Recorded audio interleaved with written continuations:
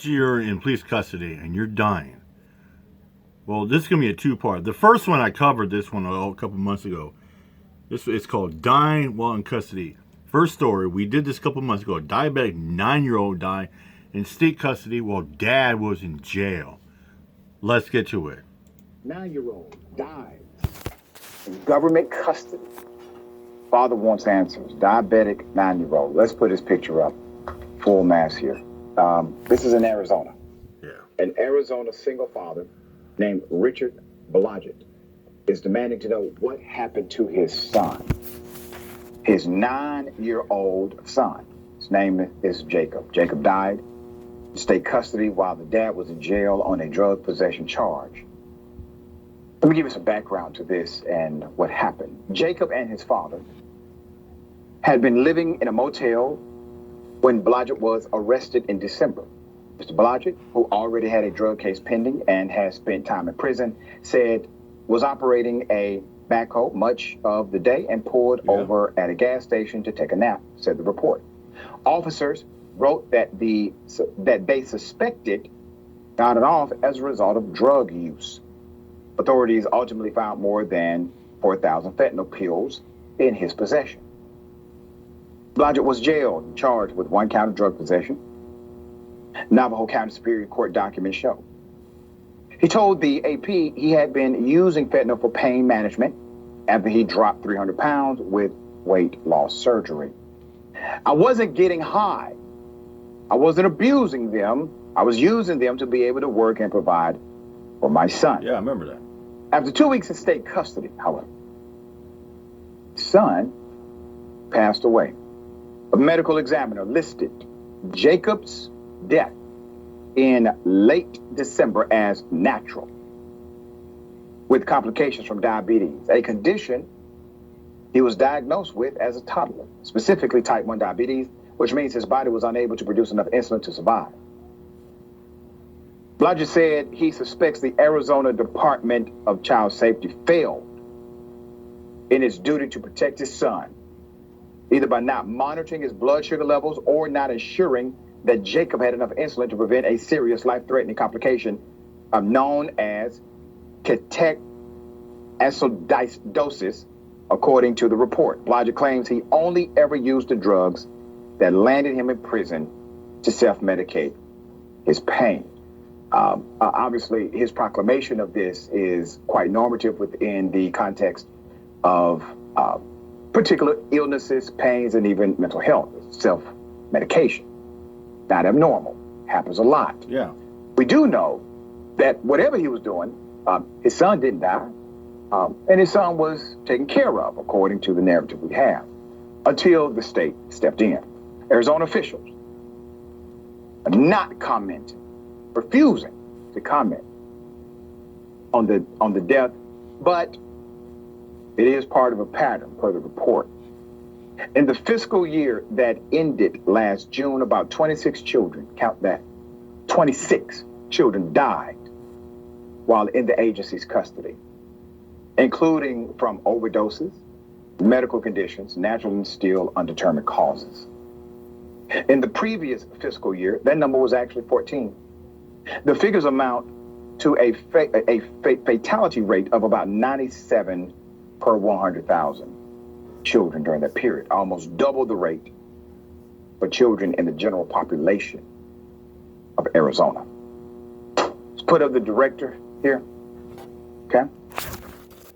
Mike Faust, the director of the Arizona Department of Child Safety since 2019, was replaced last month by Matthew Stewart on the right. Stewart, who previously worked at DCS, has stepped away from his job at DCS after learning of racial disparities impacting Black families back in 2018. Now he's back to lead the agency. In 2022, the former director, Mike Faust, had to answer to lawmakers after countless reports of violence and drug use at foster homes owned by North Star Independent Living Services were ignored. It led to a teenage resident being shot and killed inside of one of those homes.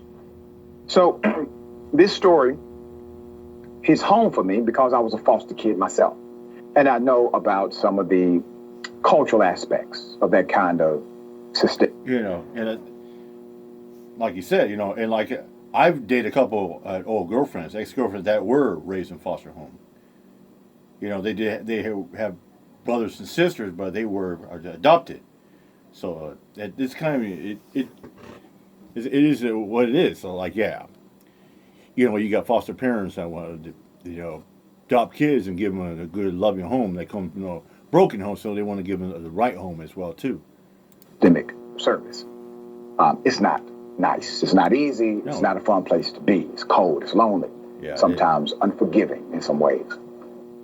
But this is even more extreme than the regular extremes that exist in foster systems, because they had a death rate rising at a level unprecedented year to year. And now they have a latest one. Man, here's another froze one. to death.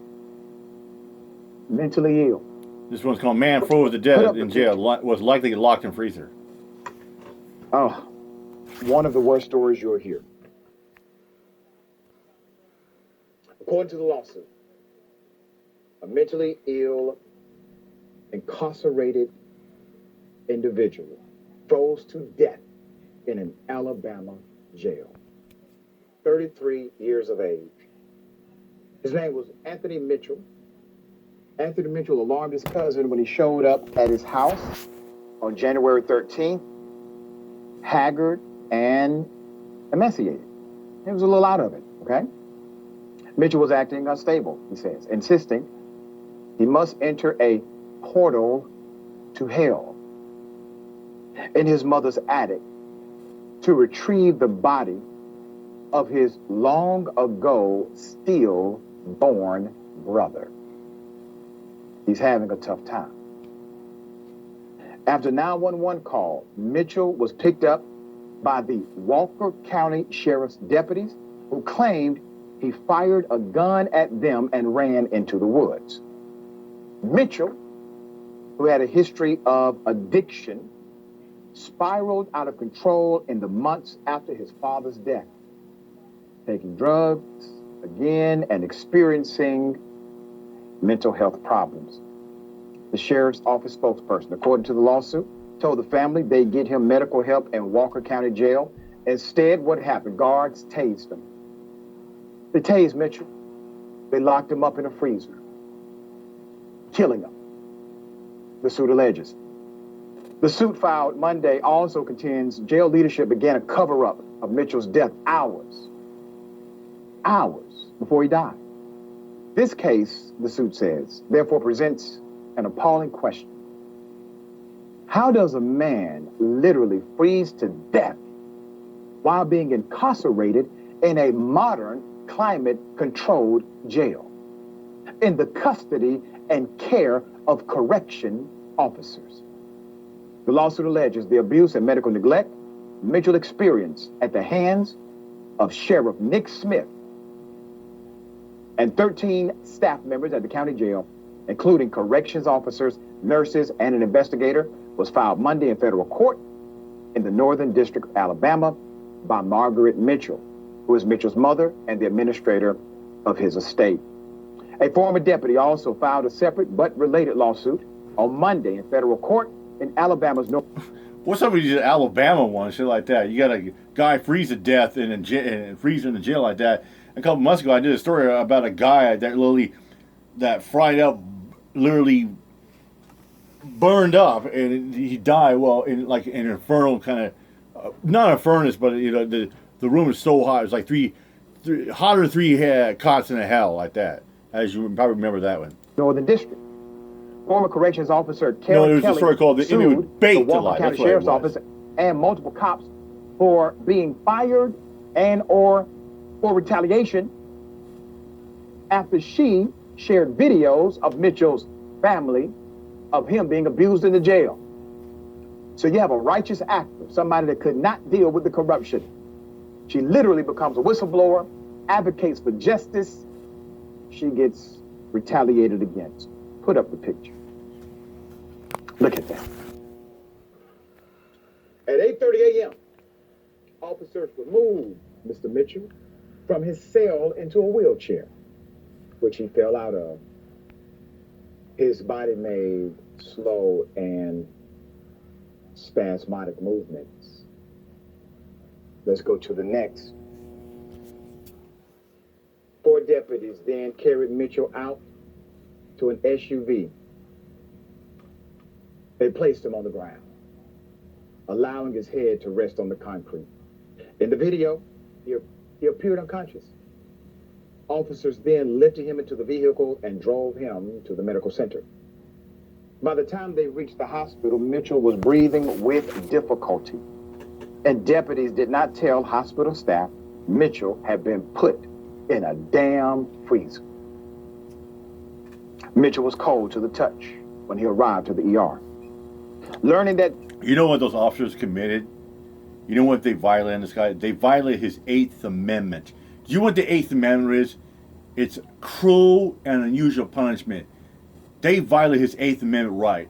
They committed cruel and unusual punishment by tasing him and sticking him into a freezer. It's like, yeah, it's like when you're outside and say you're wearing a t-shirt or shorts or just, you know, a light jumpsuit like sweats, and you're outside in the elements of that cold in nature, you're eventually you're gonna get it cold, and you're gonna notice that what's gonna come that you're gonna get hypothermia, you're gonna get frostbite, and for them to stick like that, that's violating its 8th Amendment right. Tony was hypothermic, caused physicians to immediately change their course of treatment, as the measures they had initially employed were inappropriate to resuscitate a person who is severely hypothermic, the suit stated. After 3 hours of trying to save Mitchell, he was pronounced dead at 1:15 p.m. Basically, the family is saying, listen, if you would have told the truth upon arrival, the medical staff could have tried to actually help him based on that information, and it may have worked. Put up the picture of the sheriff. That's old Nick Smith. All right? Nick Smith. Nick here, and communications officer T.J. Armstrong gave a statement after CBS 42 reported on the family's story, saying, and I quote, "The inmate was alert and conscious when he left the facility and arrived at the hospital." Yeah, Damn bullshit. Bull fucking Damn shit. Cops Lane 101. We have the video to prove it. The Alabama Enforcement Agency is now investigating the death. Additional abusive behavior, sheriff, at your facility. What you looking at? You're Look at looking that. at jail staff. This was captured on security video. Guards dragging Mitchell out of a shower room as he lied naked on the ground. That's abuse. Next picture. Violation of 8th Amendment. 15th, 2 days after he was taken to the jail, shows him being tased naked by a group of officers in the doorway of his isolation cell. Next picture. Mitchell relied on false teeth after years of drug use and lost his teeth as he was tased. Officers confiscated them, so an already out of it Mitchell was unable to chew food and went days without eating. The teeth were returned to Mitchell's mother after they killed him. Let me say this, Sheriff, and to your deputies. None of you are real men. You're cowards. I tell your mama you're a coward. Yeah. I'll tell the officer Nick Smith, you are a fucking hypocrite. You are, sir, by far, a disgusting basuda and a real piece of fucking shit. It made you rot in hell, you motherfucker. With that said, I'm out here, much. Peace out.